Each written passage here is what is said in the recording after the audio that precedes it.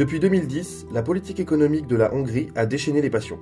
Climat des affaires désastreux, entreprises étrangères prises au piège, voire folie furieuse.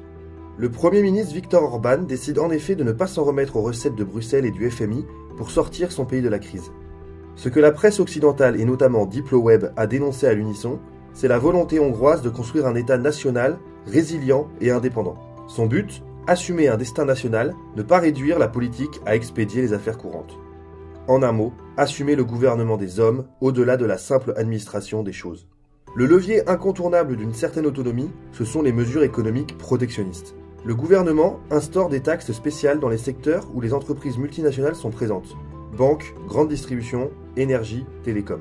Le succès est au rendez-vous. Le prêt du FMI accordé à la Hongrie en 2009 est remboursé dès le mois d'août 2013. Le déficit public a été ramené au-dessous de la barre des 3% par le double effet de la taxation des entreprises étrangères et de la création d'emplois. Le taux de chômage passe de 11,2 à 4%. La manne des fonds européens est exploitée pour que des champions nationaux émergent concurremment aux entreprises étrangères depuis longtemps hégémoniques.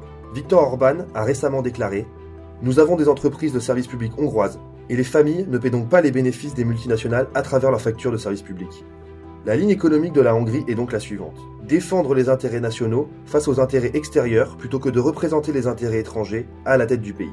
Cette économie protectionniste est mise en œuvre depuis 8 ans. Pourtant, les investissements étrangers augmentent en Hongrie et l'impôt sur les sociétés est le plus bas d'Europe, à 9%.